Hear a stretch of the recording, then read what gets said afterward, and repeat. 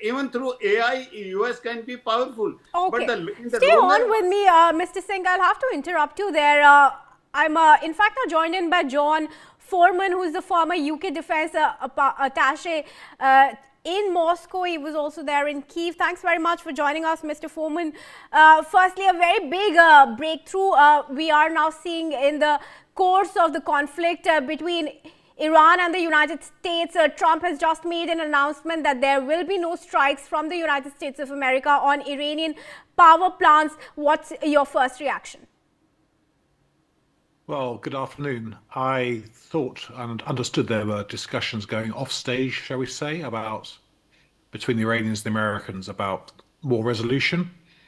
Trump had set out some demands previously on the Iranian nuclear program, on the missile program, no Iranian missile development for 5 years, and also for Iran to reduce its regional activities, as we've seen across the region, and finally on freedom of navigation through the Straits of Hormuz. So it seems that there has been movement. We'll have to see, I think, whether it actually leads anywhere, but I think the Iranians in turn threaten retaliation against regional Gulf states, and I think the situation is still not resolved.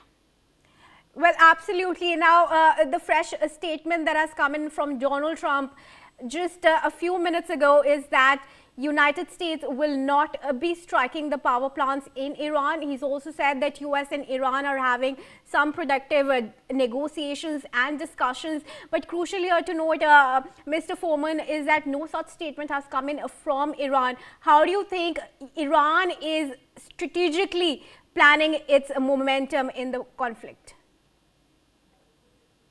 Well, Iran's been very much on the back foot. It's lost its leader. It's been some of its other leaders have been killed. It's been heavily damaged by American and Israeli bombing, both conventional forces and the Iranian Guard. Its navy's been sunk, and although it's lashed out using drones and missiles, I think the number of those drones and missile strikes has dropped over the last 3 weeks. So I think the initiative is with the Americans, because Iran can still retaliate against Gulf oil, which obviously affects people in India and China, and indeed in the United Kingdom. So I think it's a very balanced position.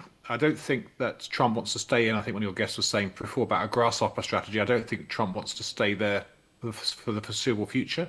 But I think he'll continue to ratchet up the pressure, bringing land troops, perhaps Marines and the airborne into the region, and continue the air campaign against non-energy and power plants to convince the Iranians it's time to talk seriously about a longer-term settlement. All right, sure. Now let's talk about United Kingdom and Prime Minister Keir Starmer. It was a very interesting change in stance that Starmer took.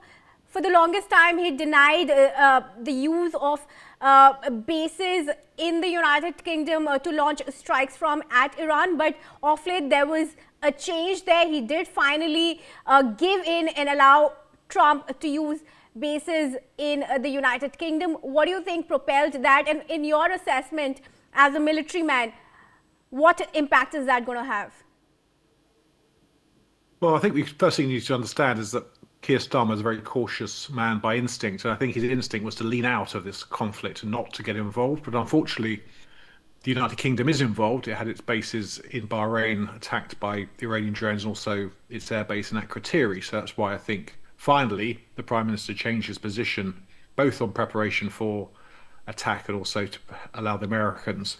What the British have done is they've set caveats, restrictions on what the Americans can do. And I think those are predominantly related to the missile threat and the nuclear program. So what we're seeing daily from the United Kingdom is B-1 bombers and B-52 bombers departing to the Middle East, and as well as American tankers based in the United Kingdom to support those. But I think it is proportionate and it's legal to allow the Americans to do that, as long as the Americans stick to the restrictions placed on it by the British government. All right. Commander, now there was also a statement that's come in from the IEA chief who's saying the gas losses that have incurred in the 4 weeks, even less than 4 weeks of the Iran-US conflict, is more than what we saw in 1973 and in 1979, and more than the 4 years of the war in Ukraine. You've served as the defense attaché in Kyiv. How do you view this? Well, I don't doubt the words of the head of the IEA, the IAE, or IEA, sorry, but I think the way the system works is that the oil and the gas coming to market now was dispatched a few weeks ago. So the crunch hasn't come yet. In the United Kingdom, our Prime Minister is holding a emergency meeting today on energy security, and I think this is not just a local, Indian or British problem; it's a global problem.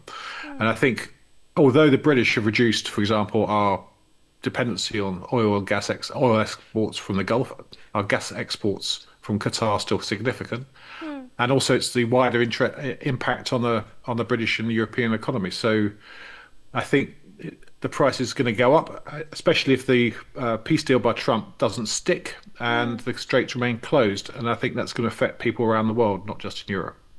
All right. Would you say there is a loss of confidence in Donald Trump by leaders of European Union and even United Kingdom?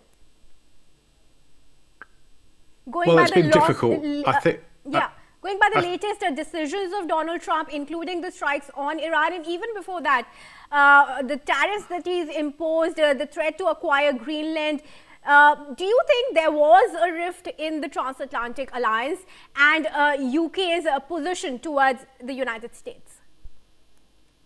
Well, I mean, it's been a very difficult period here in Europe. We've had the leader of the free world and the core partner in NATO criticising the United Kingdom, threatening to annex Greenland, to criticise NATO, imposing tariffs. And then the real problem is nobody can plan what is the policy. One day he's positive, he always has a state visit to the United Kingdom, meets the King, and the next minute he's criticising us. So I think what this has shown, I think, is that I don't think the Transatlantic Alliance is dead, but it's definitely strained. And also you're seeing this sort of narrative that the Europeans should have come to the aid of the Americans in the Gulf. And I think all European countries have been quite right to stay out of this conflict because that's a US-Israeli issue and nothing to do with NATO. But I think the repercussions downstream will be significant, not least Prime Minister Starmer's reluctance to assist the Americans or lead in politically of the support and then to come back in a day later and provide assistance. So as we're seeing from a number of conversations between our Prime Minister and the President of the United States, things are testy, shall we say. Things are difficult, and I think it will take a while to pour oil onto troubled waters. All right, sure. I also want to discuss now NATO with you and the relationship that Trump has had with NATO. He'd earlier called for the European Union and the countries in Europe to come assist him in the war. None of them showed up. He said he sought NATO's help. NATO also withdrew. And then he said, "You're of no use to us." He publicly scolded the alliance. Where does Trump's equation with NATO stand now in your assessment? Well, last year, President Trump came to Holland and all the allies in the NATO alliance agreed to spend 3.5% of their gross domestic product on defence and 1.5% on security. And that was seen as a great big win, and President Trump's been very happy about that.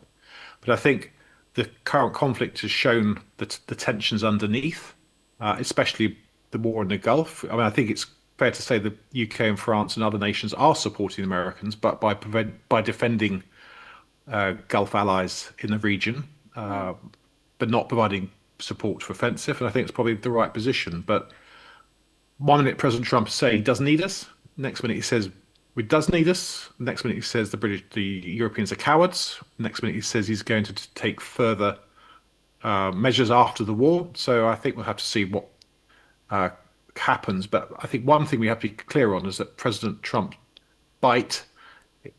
his bark is considerably worse than his bite. He says a lot of things, but sometimes it doesn't actually come through into reality. Yes. Would you also say, Commander, that Russia and China are actually gaining from this conflict, the war that Trump has taken on himself for Israel?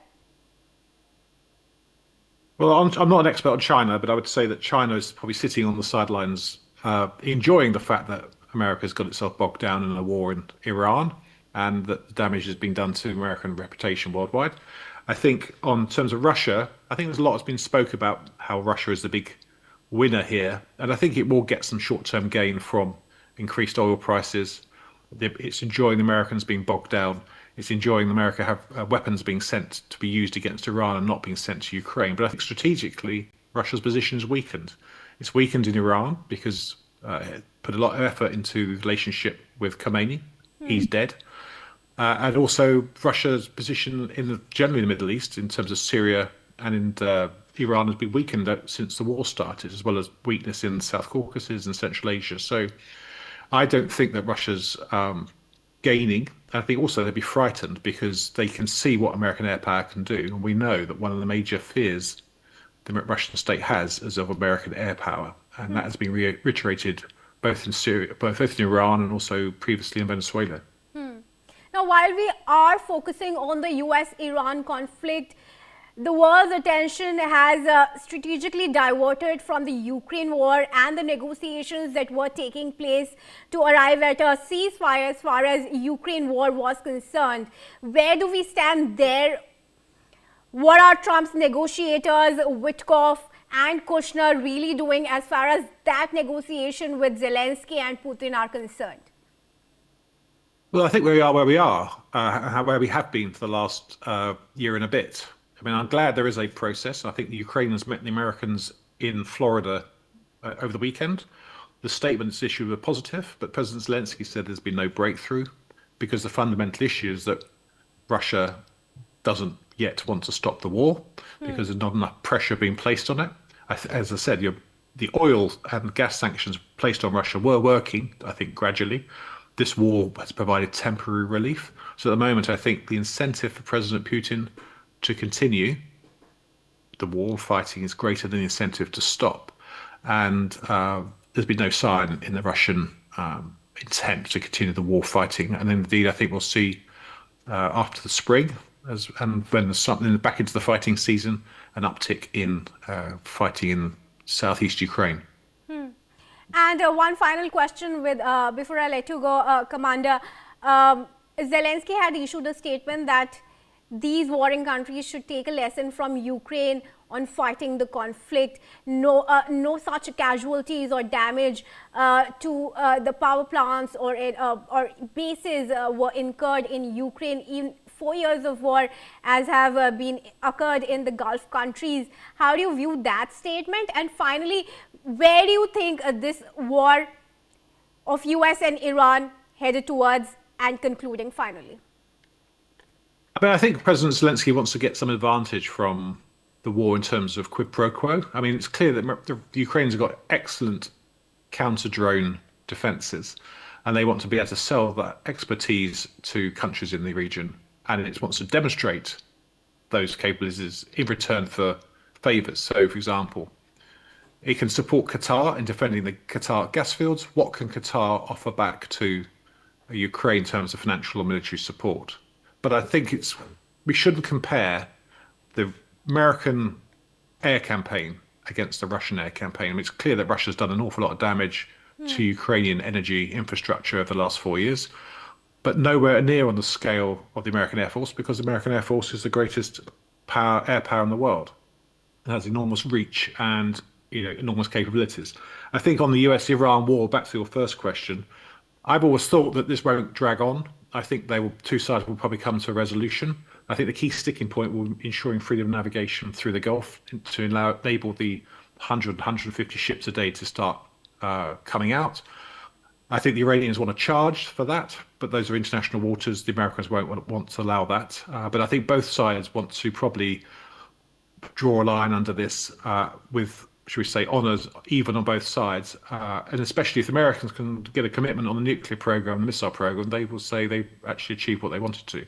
The question, of course, of regime change, which was mentioned initially, is completely off the table now. All right. Commander, thanks very much for joining us and giving us your perspective.